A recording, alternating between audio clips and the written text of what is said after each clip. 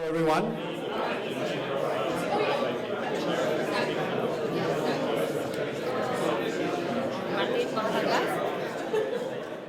Well, hello, 1, 2, 3. Good. Well, thank you, everybody, for coming today.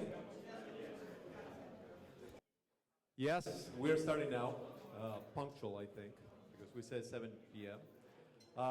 My name is Guillermo Bodner.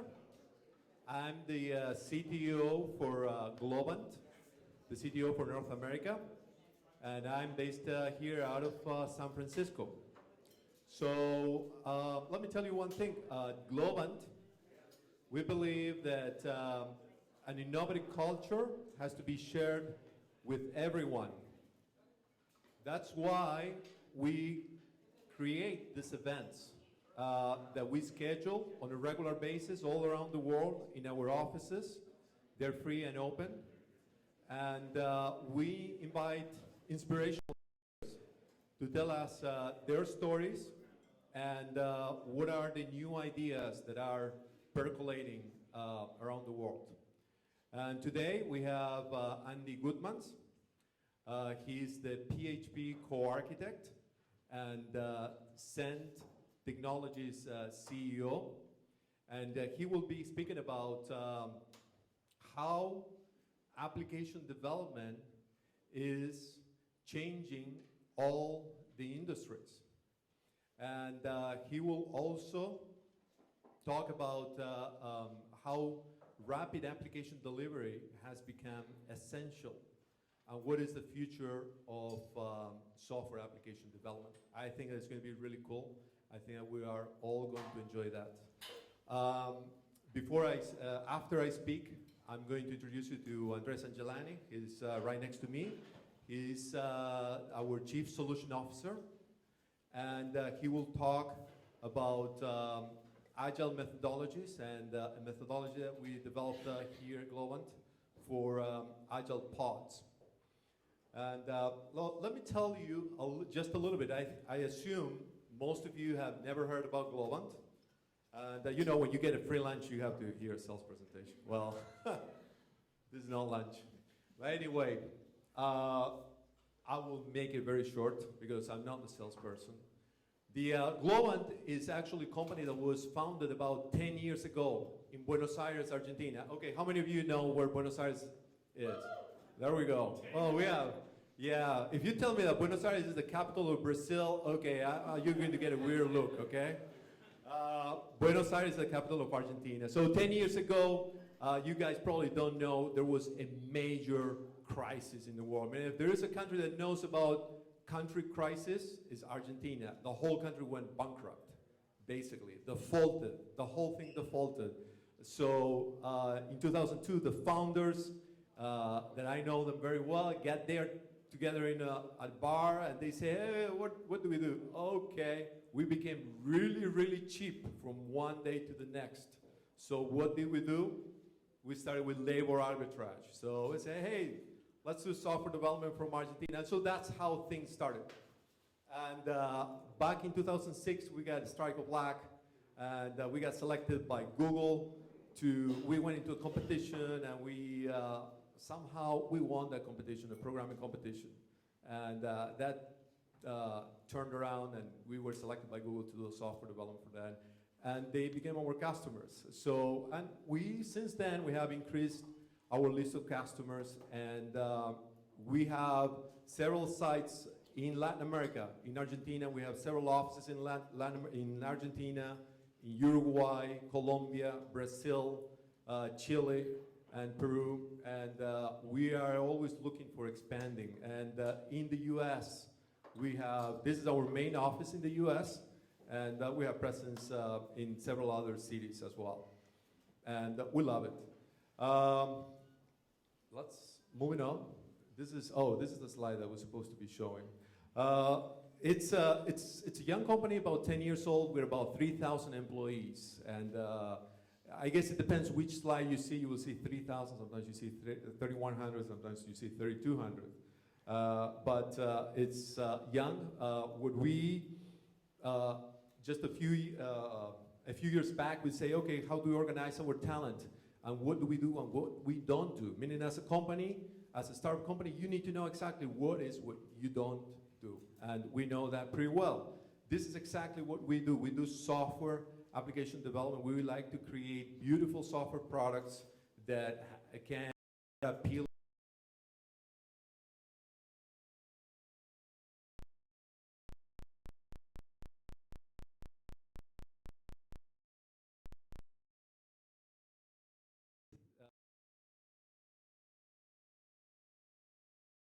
We have a studio that is dedicated to mobile. We have a studio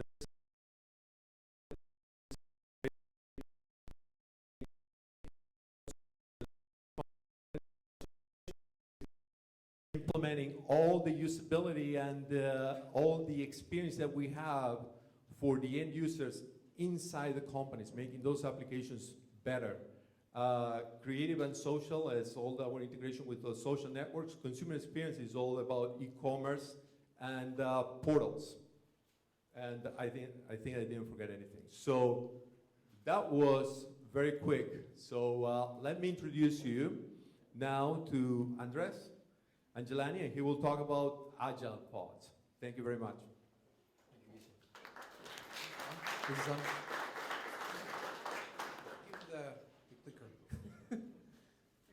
Well, thank you for coming. I joined Globant when we were starting in 2004 in Buenos Aires, and I worn many hats. My background is as a software architect, and I've done a lot of things. I'm responsible for business now. Weird career move. But so I'm going to talk to you about what works for us and our clients. This is Globant. What do we do? I mean, we do from video games to 3D engines, clients like Electronic Arts, DreamWorks, Google, clients like Disney, working around the Magic Band and creating experiences for them. And we do it at scale, and that's the key here. Right, when you have a very big product roadmap in front of you, you not only have to have environments that support you, but also a kind of a methodology or a dynamics on how team works that not only embraces specific agile or basic agile practices, but a little bit beyond that.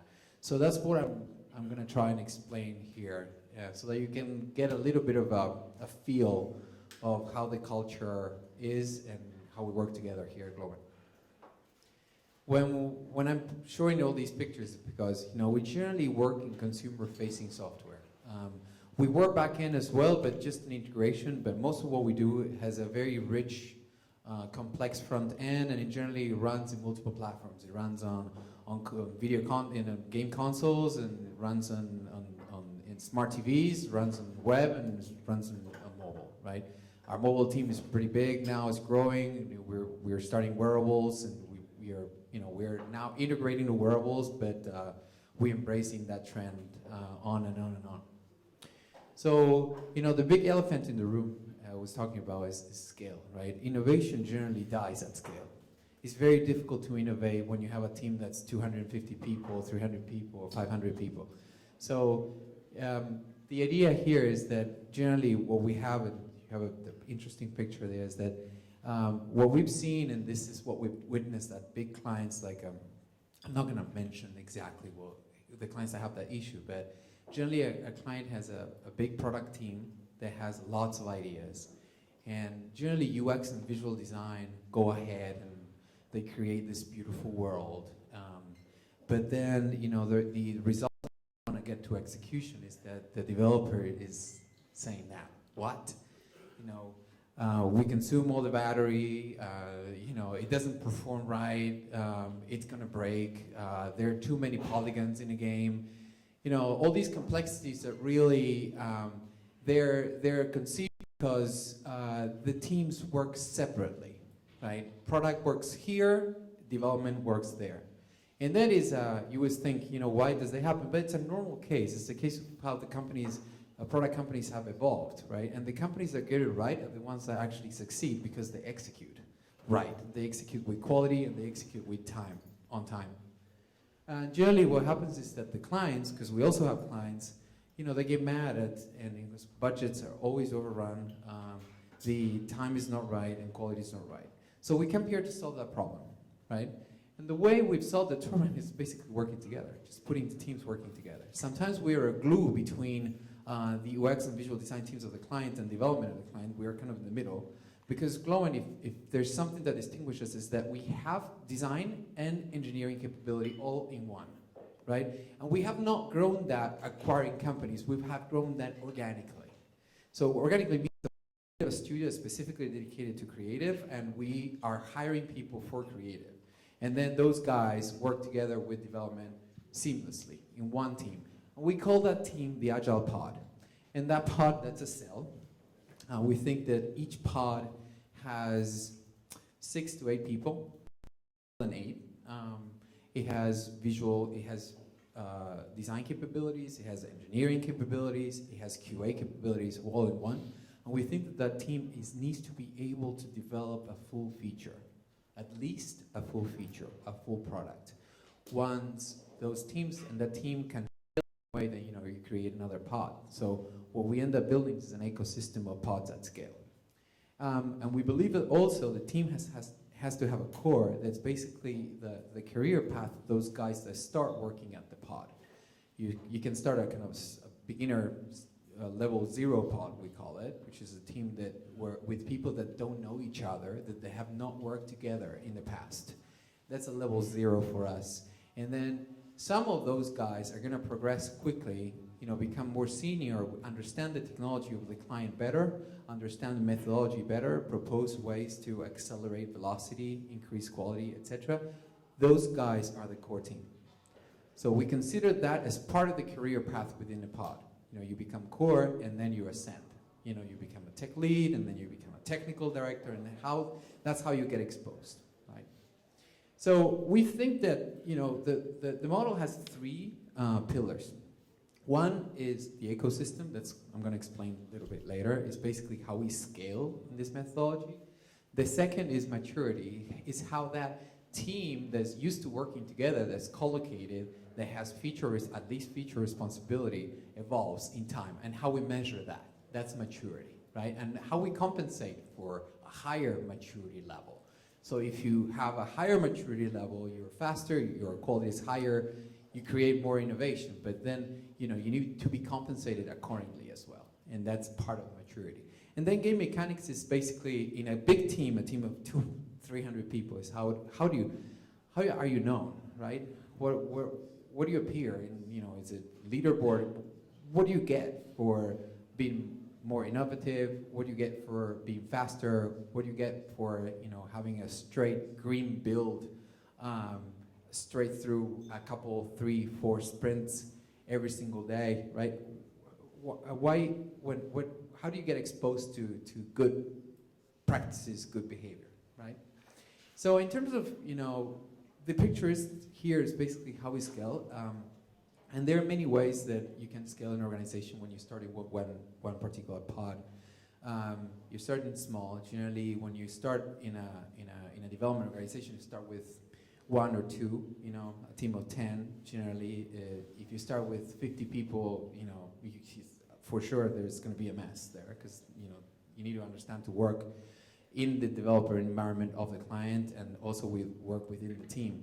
So what we have here is, we imitate what we call cell mitosis, which is instead of creating a new team every time, you use components, core members from the first team to create a second team.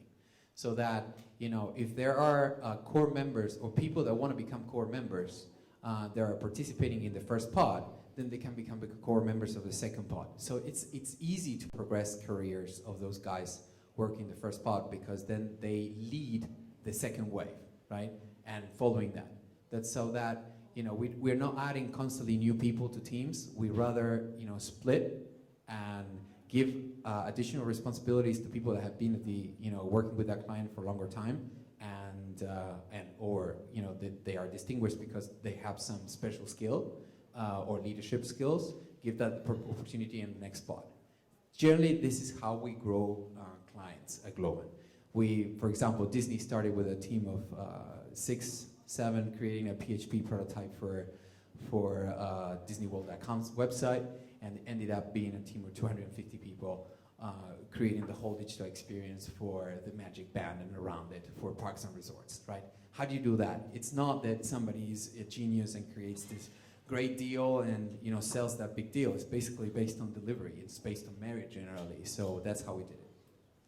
And then in terms of distribution of where do we place, we believe that the pod needs to be working together, and we can have pods that are specialized in several areas. An e-commerce pod, a CMS pod, they could be in Bogota. We have teams in Buenos Aires, and obviously we have teams here as well. So that's how we collaborate seamlessly, right? The advantage here is that generally one doesn't have to stretch in time, because the time difference between San Francisco and Buenos Aires is only 4 hours. So it's easy to collaborate in the same day, let's put it that way. So I was talking about maturity, and what we generally measure in maturity, there are several variables that are very open. What we have done is shift the metrics from the individual to the metrics of the team. We don't want to measure individuals and make people compete. We make teams compete. That's what we like better. So we measure velocity, which is standard, velocity, agile velocity. We measure quality as well, that we generally agree what quality is with the client. Could be more of a, green build percentage on top of overall builds, if you build very frequently, or it could be something more advanced than that. And then we also measure innovation. It could be how many prototypes you create, how many new ideas, how many processes you fixed over time. And autonomy is basically how that team responds when it's giving a concept, right?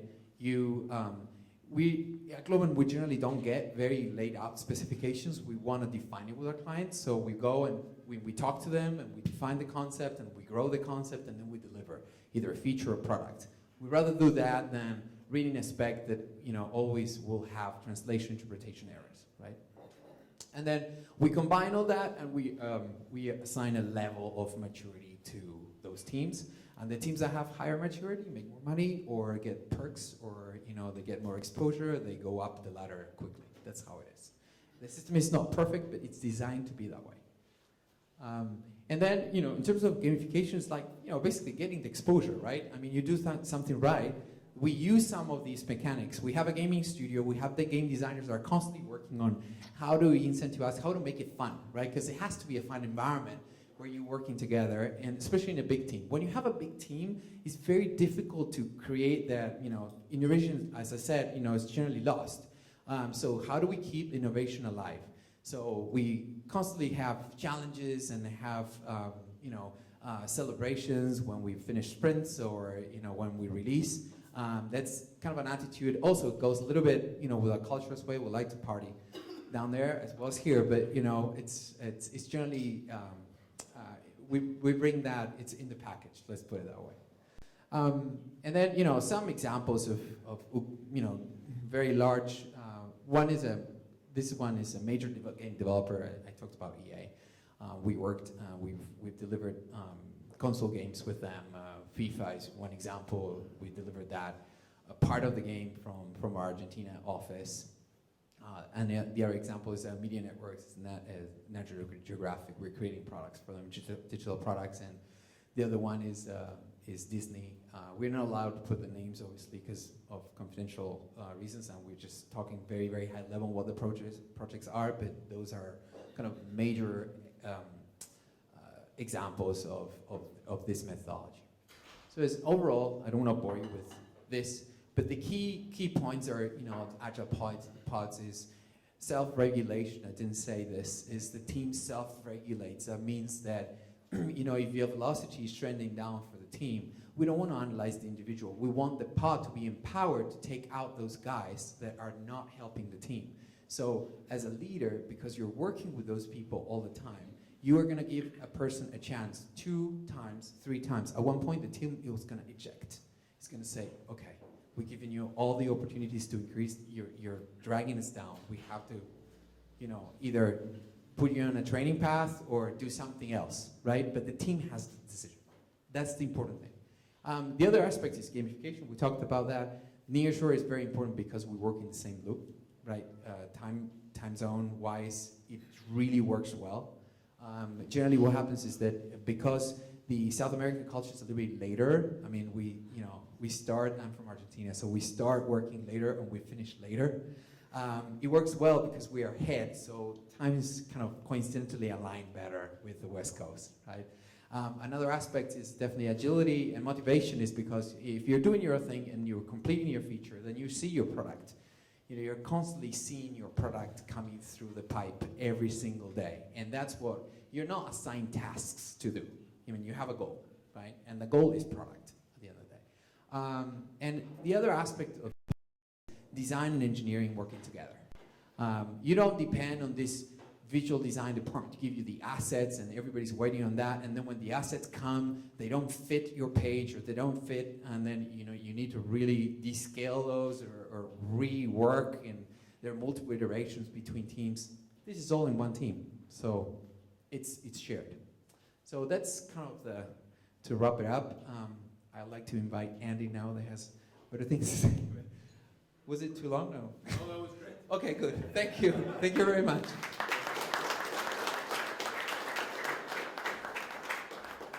Great, thanks a lot.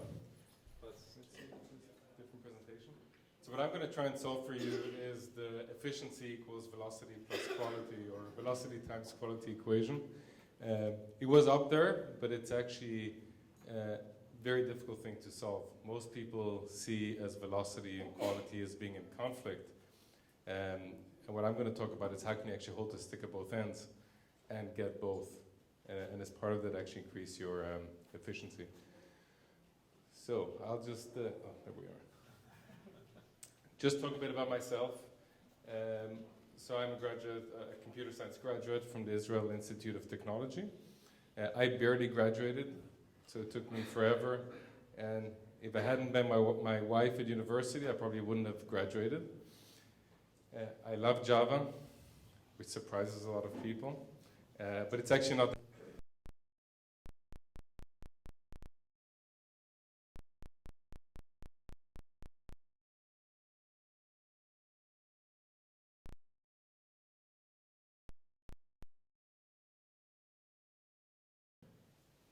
Co-architect of PHP. I am a quad citizen. I just did my global entry. They didn't believe me. To show them all the passports. I'm not planning on picking up another passport, although Argentina does sound like a very nice place. It actually sounds a bit like Israel. So, and then just a bit about Zend. Zend stands for Zev and Andy. Zev actually happens to be here. So that's a co-founder of Zend.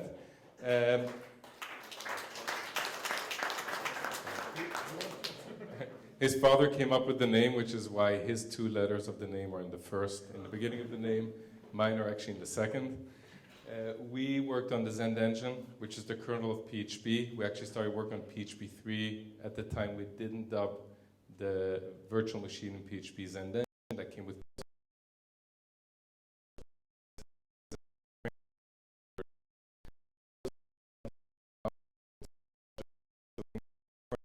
Eclipse PDT, we can do it to the Apache Software Foundation, to MySQL.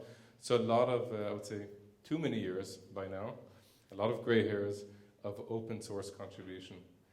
And what we do as a company is we really focus on delivering an application platform for PHP that helps do some of the things I'm going to talk about, but I'm not going to really talk about our product. So just keep that in mind, that's actually a big focus area of ours.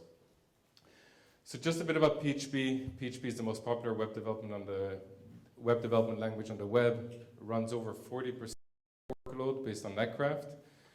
Google App Engine announced PHP support last summer. They talked about 75% of the web running PHP. So it's somewhere between the 40 and 75%. It's a large amount of websites, 240 million websites. What most people don't realize often is how mature the PHP ecosystem has become. So a lot of investments happening from the big guys, IBM, Microsoft, VMware, and others. So when you go into an enterprise customer, you can really get to all the data in the backends, all the app servers. PHP is really ready for prime time and able to connect to the backend systems.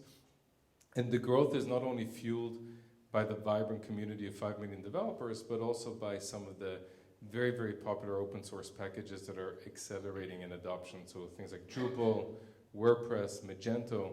I don't like calling them packaged apps because in most cases, those applications actually have custom development associated with them. So it's like higher level frameworks that people are extending to get their job done. And then last but not least, these are just some of our customers, but they really represent what I would call mainstream enterprise PHP users. PHP is not as sexy today anymore because it's beyond that. PHP is running big workloads in enterprise. Just some examples, Fiat has 5 billion euros going through a PHP application every year. You heard Disney here. Disney, it's not just one business unit of Disney, it's almost all of Disney. And there are actually a number of business units that are running it. And quite a few folks up here. One logo which I probably shouldn't have had up, but I'll get into trouble. So that's the PHP piece. Now there was an elephant in the room before. We have two smaller PHP elephants in here. They will find their way into the audience. So try to make sure that you don't fall asleep because you're going to miss the opportunity. But I'm not going to tell you when it's actually going to happen. So the world is changing. And that change is good for all of you because the world is changing really in favor of the developer. Mark Andreessen was the co-founder of Netscape, wrote an article back in 2011 called Software is Eating the World. And in that article, that was in the Wall Street Journal, talked about how software is really redefining industries. And it's not going to be, traditional industries and new industries. Every industry is being reinvented through software. And you probably already know a lot of examples. It sounds obvious to you now, but if you went back 5-10 years ago, it probably wouldn't have been as obvious. You have examples in real estate, so Zillow, Redfin, that are changing how people are finding properties, how they're pricing properties, and how they're actually engaging. Uber, of course, which is disrupting transportation. Square, that is disrupting payments. LinkedIn, which completely disrupted recruiting, right? You still have recruiters, but the reality is that over time, more and more recruiting is actually being done in-house. And this is really true for every single industry, and it's becoming a big, big issue for every company, including companies that are in very, very traditional industries. And what's basically happening, and the music industry is a great example, is as that disruption happens, and usually led by software, the industry may shrink somewhat, right? But the opportunity for the newcomer is still huge. And the music industry is actually a great example where the revenue in 2010 was 32 billion. They anticipate it to go down to 26 billion by 2017. But different constituencies look at this very differently. The incumbents see the revenue drop, right? The newcomers see 26 billion up for grabs. And that creates an asymmetry between the incumbent industry player and the newcomer usually coming in from software. And that's actually a very important thing to recognize because it's not that these big companies are dumb. They see it coming. The problem is they can't really move because they're still trying to avoid moving to the 26 billion point. And that actually gives the newcomer quite a lot of head start to actually get into the business and start driving. Initially, they're so small in revenue that the incumbents don't care, right? So if they get 50 million out of this business, the incumbent's like, well, that's not going to hurt me, right? Everything's fine. And then it suddenly happens overnight. And, I think we've all seen this movie over and over again. But what's happening as a result is all companies are trying to reinvent themselves, re-energize themselves, and it's being led by software. And Forbes wrote a really interesting article called Disrupt or Be Disrupted, really telling enterprise you have to be proactive about disrupting yourself or you have no choice to be disrupted. And that disruption, of course, has to come when things are good, not when you've already lost the game. And one of the big challenges really is that from an innovation point of view, the disruptors, right, are far outnumbering now the number of developers in these enterprises. The world is becoming flat. You have folks in Argentina who are disrupting industries in the US. It's not just the talent pool of San Francisco that's disrupting here, it's a talent pool throughout the world. And so that's starting to become more and more of an issue. The second thing is it's at the tenth of the cost and probably even less than a tenth of a cost. So, back in the, WebLogic, Sun, Oracle days, to get a web application launched will probably cost you a minimum $150,000. Right? That was the minimum just for the stuff to actually run your things on. Right now you can go to Amazon and buy a pretty good sized machine for probably $1,500 a year and run a pretty sizable web application on that. So the economics are changing, and it's making it a lot easier for smaller players who aren't capital rich to actually start getting into the game. And of course, needless to say that the compute power that's available in most cases is good enough to start the disruption on a pretty low budget. And I found this quote is pretty interesting. I don't think the guy is super famous, but I really like the quote where he talked about, his prediction for 2014 is the death of tech. And what he meant was that there is not going to be a tech anymore. Every industry is going to have to be led by technology. And of course, that transformation of every industry being software first creates a huge opportunity for everyone here. But it also changes the dynamics of where enterprise is actually innovating and where they're spending their money.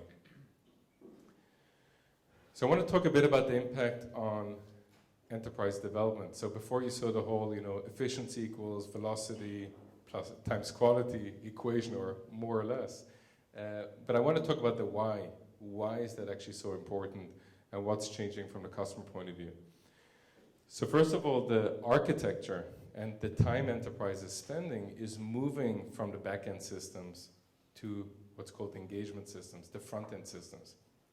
There's a reason why Globant said that they're focusing most of their time on the front end versus the back end, because the reality is that the innovation and the spend is moving to the front end.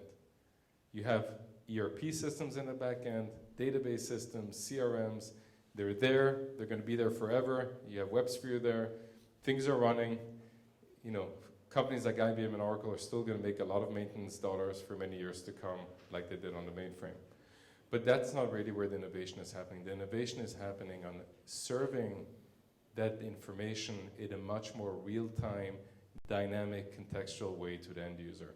How do you really interact from a mobile device, from your desktop, from your car, with that information and other information that is a lot more efficient and a lot more contextual?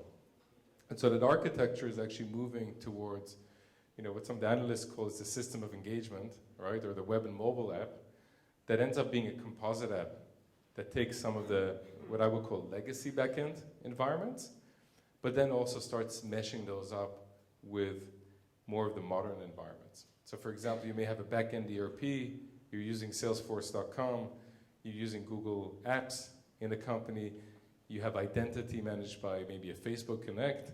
How do you start bringing all these services together in one composite experience that is real-time, user-centric? And that's really, I would say, the opportunity today. That's the opportunity for Zen. That's the opportunity for all of you. How many of you are actually working on these front-end systems? No one? Maybe I should ask it the other way around. How many are working on the back end? Okay, so it's a 50-50. And by the way, I think there's two things to realize here. You can look at it as the front end of the back end or the back end of the front end. But what's really happening is the innovation is moving to these contextual experiences. And from our point of view, what that changes is a number of focus areas for enterprise when it comes to development. The first one is, how do you use DevOps to not just think about agile development, but agile delivery? How do you create more of a user experience, iterative delivery experience for your user? I'm going to talk in great depth around this. This is really what ultimately solves that efficiency problem, the quality and the velocity problem. The second transition that's happening is around API-centric architectures. So we used to have PHP also, right, was mainly pushing out HTML and basically providing HTML-based views. But really what's happening now is these applications, the presentation layer is moving to the client side. It could be a thick app, it could be an Android-based app, a Java app, Objective-C, it could be HTML5 and JavaScript. But the presentation layer is really moving to the client side or is being consumed by another third-party service. And so what the backend has to do is actually really has to transform itself from being what I would call an HTML first application to being an API-based application.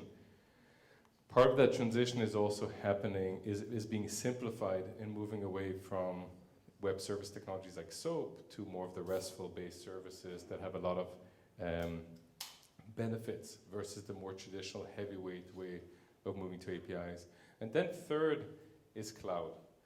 And I'd say the third one actually fits into both of the previous two categories. First of all, cloud is a real enabler to DevOps, and I'll talk about that a bit later on. But second, also cloud is a way to deliver services.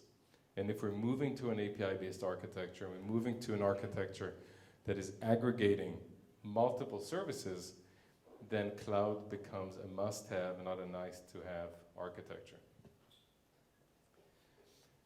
So, the enterprise sees the disruption. As I said, a common misconception that the guys are actually dumb. They're not. They do see it coming. But then, it takes some time for them to actually figure out what they want to do. And then when they figure out what they want to do, they come to you and say, hey, how much time is it going to take to build that? And then we get into two major problems. Actually, let me skip that. I'll get back to it. One is, what do you focus on? Do you focus on fast, or do you focus on quality? And of course, the business owner says, I want both. And you tell him, well, you got to choose. We can write code fast, or we can take our time and do it the right way. So the first thing he's going to tell you is, do it fast, right? That's usually the business owner wants things fast. And then, you're coding very fast. You're doing it a bit in a vacuum. You're running, trying to get a version 1 out. Maybe you call it the minimum viable product. But really, by the end of it, you have pretty kludgy code that's not going to be able to really deliver on the end user experience that you need. And so you get to this problem where you're going to end up throwing it all away after you finish the minimum viable product, and you're going to completely rewrite what you already did. And so the fast actually becomes a disaster up front, and then it takes actually even longer to do it the right way. The other way is also problematic. The other way is do it the right way. So you're doing waterfall, you're doing the analysis, you're writing PRDs, you're writing design documents, you're really trying to make sure you have quality baked into every stage. The real problem is that by the time you get to market, the market has actually changed, right? And what you thought you were, or either it's changed, or you had some hypothesis that you wanted to check out, but by the time you got to market, you suddenly say, well, that was kind of in the right direction, but not exactly what we needed as a company. Because the business owner doesn't know exactly what he wants, he knows more or less what he wants, right?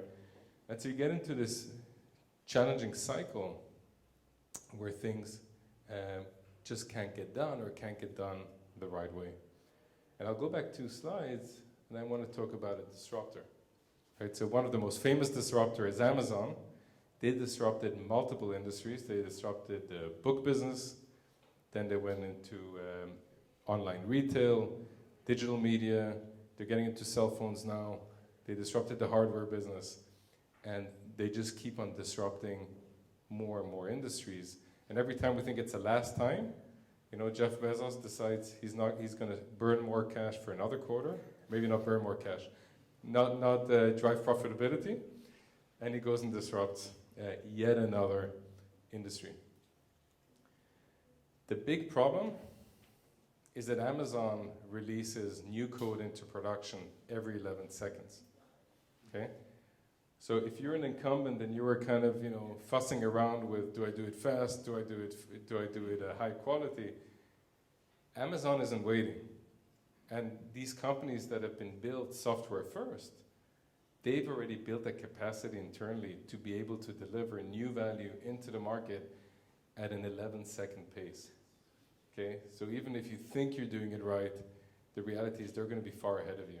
And so it creates a very, very big challenge. And this is really the challenge that the incumbent enterprise needs to solve, and they need to build that capability. And that's why I said earlier on, every industry has to become a software-first company, because if you don't build this release cycle capability of every 11 seconds, and maybe that's extreme, but at least once a day, you're going to be left behind.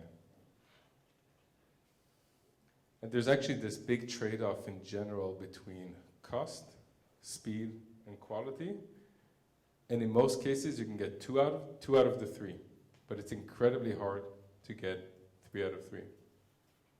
And so before, we talked a bit about agile development, but it's really not about agile development, it's about agile delivery. And how do you make sure that from the time you have an idea to when you write the code, you get that into production very, very quickly, but you get it into production at very high quality in a way that actually meets the business needs. So the traditional, what I would call agile development way is, you're doing agile, you're doing scrums, you're feeling good about yourself, you have a Kanban board, you're doing Scrumban, you're feeling great, but you still have this bottleneck that's called QA. Those annoying guys that find your, don't exactly find your bugs, but they're looking too close. And they probably didn't do a good enough job, so by the time you get into production, there's another set of issues. And so the time from writing the code till it gets into production takes a very long time. And not to say anything negative about developers, and I'm a developer, but it's never the developer's fault, right? You wrote great code, you did agile, you delivered it quickly, and everything went down the drain later on, right? The reality is that process started here. And most companies are very dysfunctional in how they actually think about the whole process of moving code to production. And so this whole concept of continuous delivery came up. And I do want to say that from my perspective, continuous delivery doesn't mean that every time you write code, it has to show up in production right away. But what it does mean is you take a very different approach on how you automate, how you build that cycle, and how you think about the collaboration between the development side, the testers, and the operation side. Okay? And really the idea is very similar with this whole notion of pods that was described before. You kind of a pod between the developers, the testers, and the production environment, and they become the team, right? The team is not just the development and testers and production separately. The team is how do we work together? And that how do we work together really has 3 key components. It has a component of people, right? How are people organized? And you're actually seeing a lot of reorgs happening in companies where operations and development start moving closer together. It has to do with the process that you're using in actually building out this kind of innovation cycle where you can deliver new value, if not in seconds, at minimum within days, into production. And then, of course, technology that actually helps you make that happen. And this is one of my favorite quotes around continuous delivery. This comes from ThoughtWorks. They also wrote a good book on continuous delivery called, surprise, surprise, continuous delivery. But they describe continuous delivery as making releases boring, right? The whole idea of continuous delivery is you should have everything so repeatable, so automated, so high quality that when you need to get something done, you need to get into production, it's just very simple and very easy, and it's uneventful, right? The more uneventful this can be, the better. And I often talk to people and they say, well, we don't really need continuous delivery because in our business, releasing once every 2 months is fine. And they may be right from a business point of view, but every business has fire drills, I think. Anyone here who doesn't have fire drills? Okay.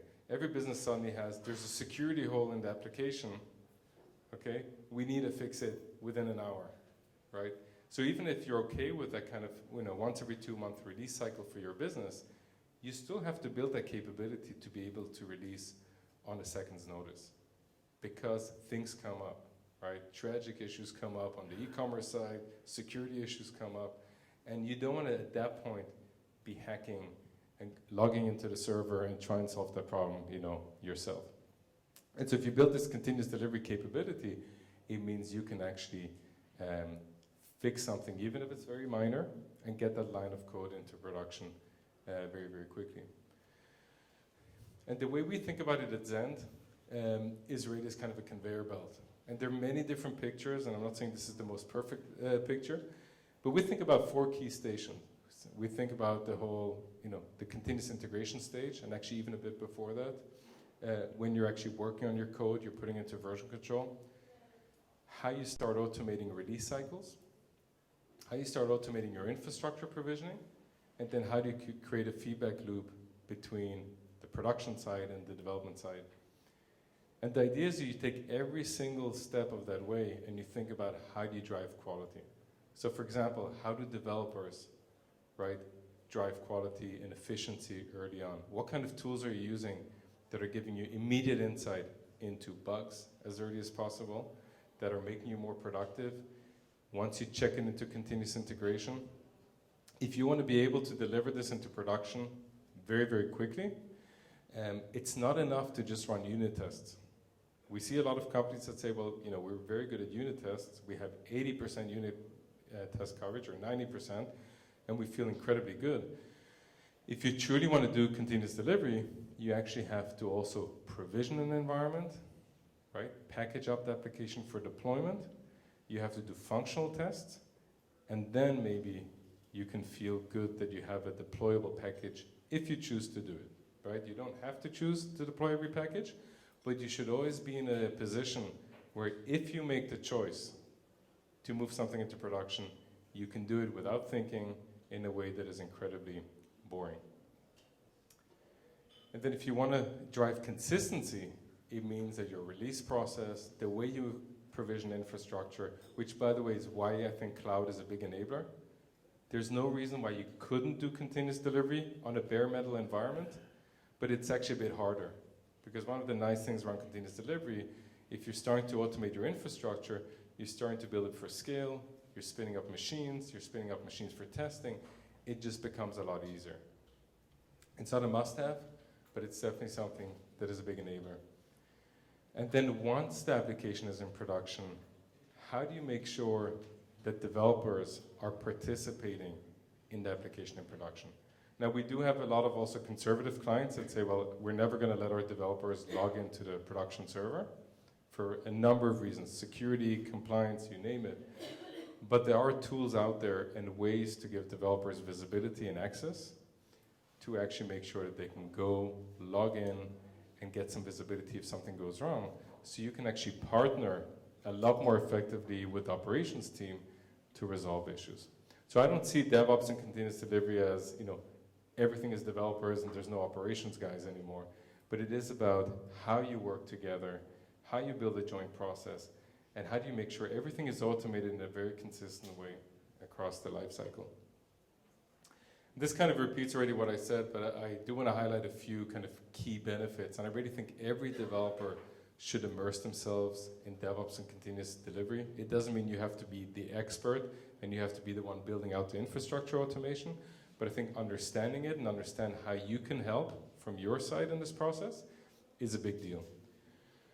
So some of the big benefits increases the pace of innovation. We talked about pace. If you do things right and you automate, it means that you can run faster, you can code faster, you can have much higher level confidence in what you're doing.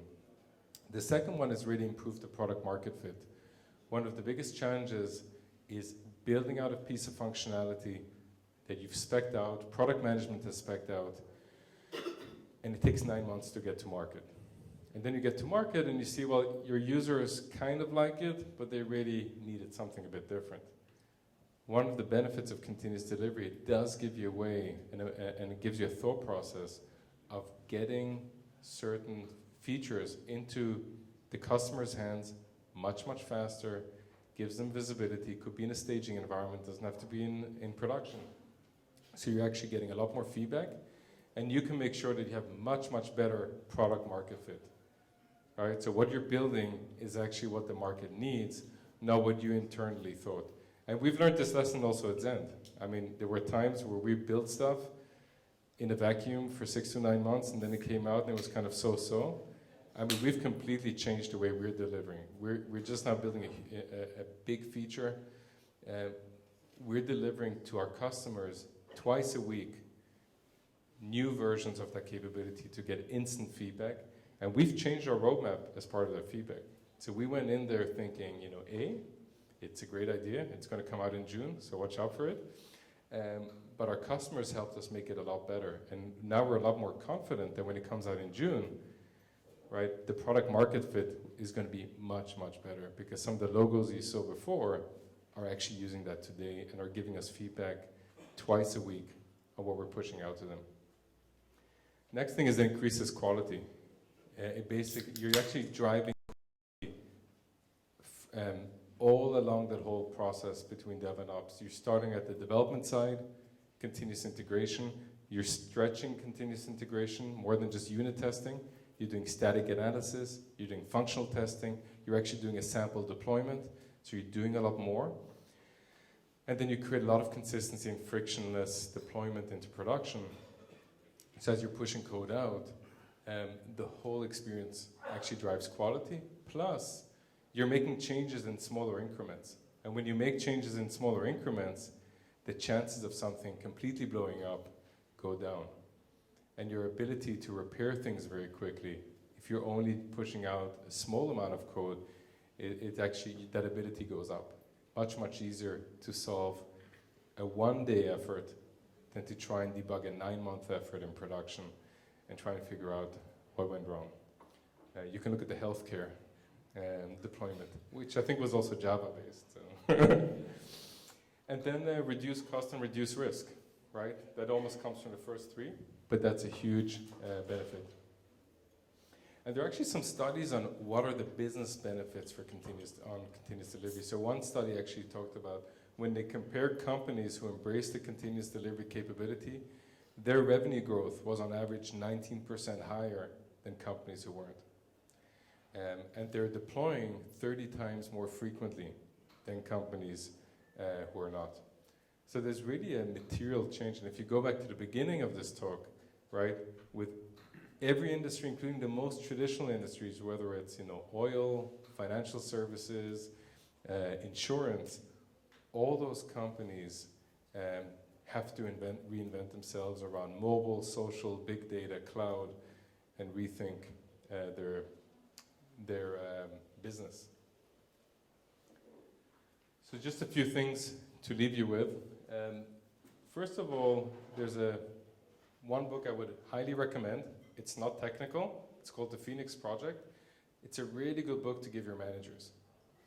Okay, it's going to disappoint you a bit as a developer because it's not a technical, but it actually talks about the transformation of a business around DevOps and how, kind of the old school companies were doing things very waterfall, were very separated, how you can do things differently.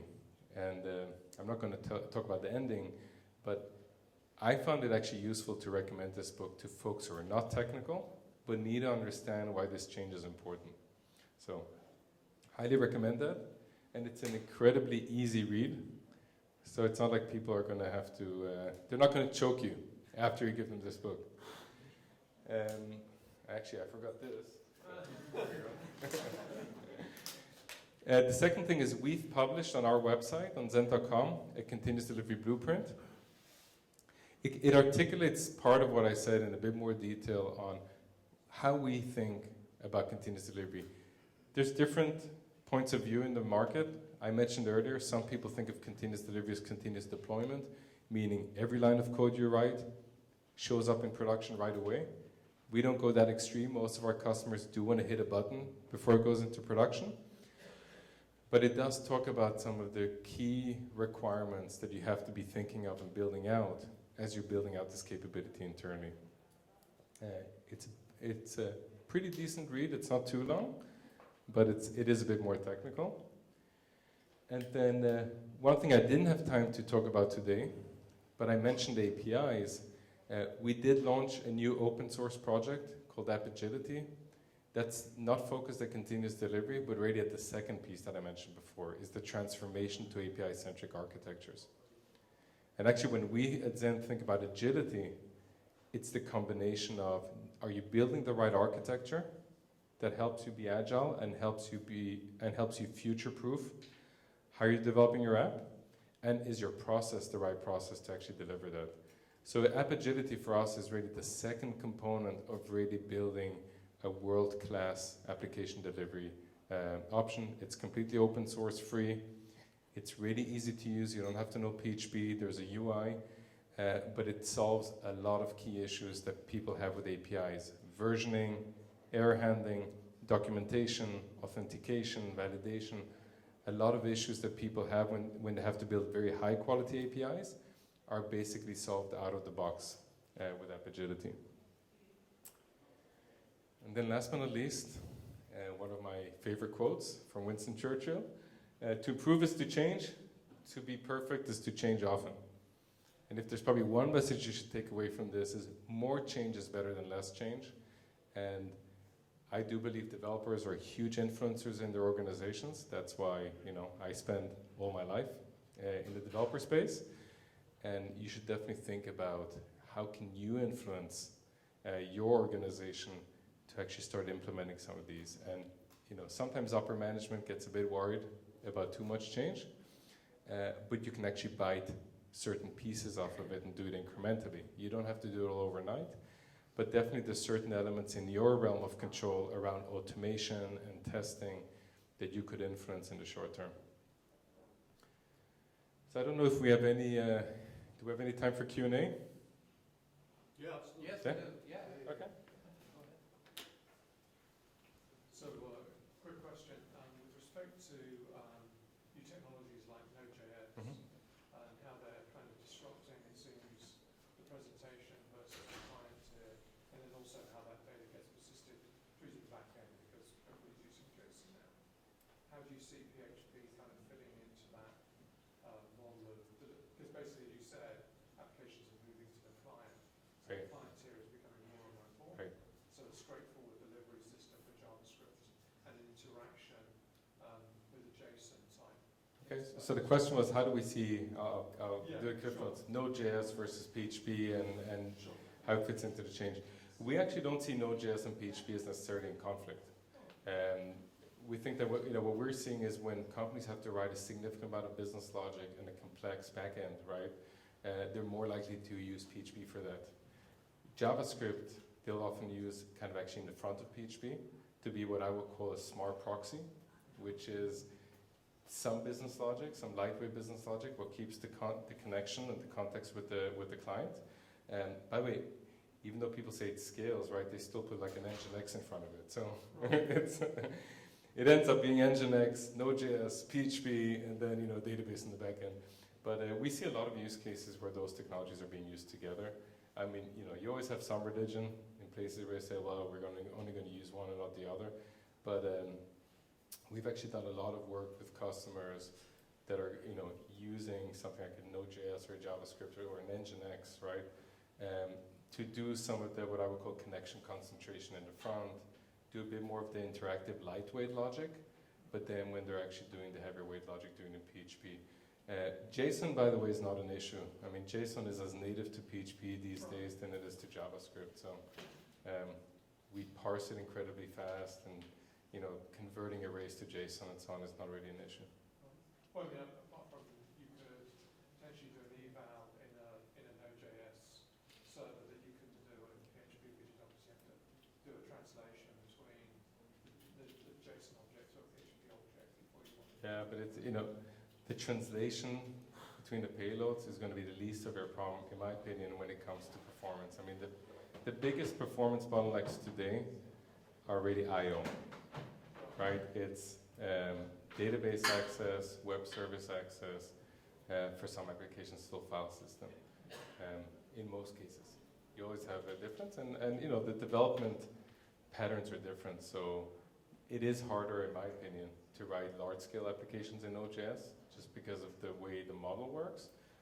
Easier in PHP, and that's why I think in many situations, if you need that kind of interactivity, you can actually use them together.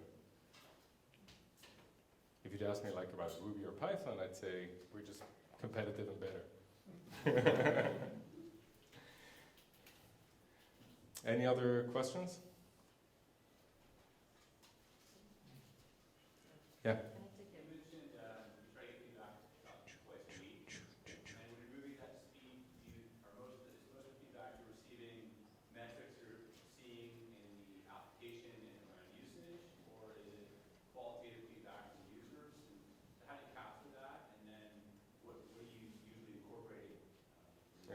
So the question was, how do we capture the feedback as we're pushing out new releases with the customers and so on? We're a bit of a unique company versus most of what I talked about, where we actually still deliver packaged software, right? So our application platform, our runtime is actually packaged software. It's not a SaaS-based model. So we actually don't have the luxury of what I would call SaaS-based companies to be tracking what users are doing in real time. We want to do it, but there are countries like Germany and so on that data privacy actually doesn't enable you to do that, and if you're SaaS-based, it actually does. So we have to apply what I would say the concepts of continuous delivery without truly being a SaaS-based company. And so what we're doing is we have, good old traditional product management, working with customers all the time. We're sending them surveys all the time. We're touching them in person. We're constantly communicating when we have a new drop that's coming out, saying, please update that. Our development team is very much engaged, so the alias, where we get the feedback, doesn't only go to product management. We get all the developers to see it. And so, we're working right now, one of the beta customers is one of the biggest banks in the world. They have a lot of weird issues because they still have like these old browsers that, none of us still run on our desktops. These are issues that we're able to triage now with the customers in real time. As they're updating, they see an issue, and we get a fix out to them very, very quickly. So I think that what we've really done is embrace most of continuous delivery that you can do outside of SaaS, but all the automation, automatic deployment, and so on in the development environment, in the testing environments happens. But then definitely engage and embrace the beta testers heavily to make sure we're getting real-time feedback. And they've had a major impact on what we prioritized and what we deprioritized out of our roadmap. Okay. Any other question? Okay, so I guess I could. You want to? Huh? There you go.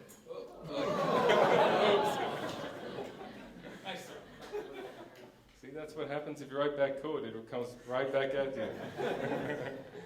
Anyway, thanks a lot, and it was nice being here.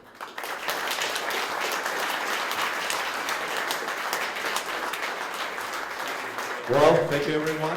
And feel free to stay around. We're going to put some music and mingle and get to know each other.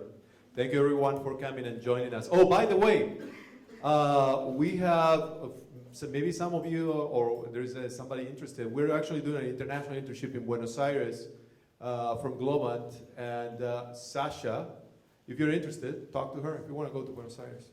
Thank you everybody. Thank you so much, Andi.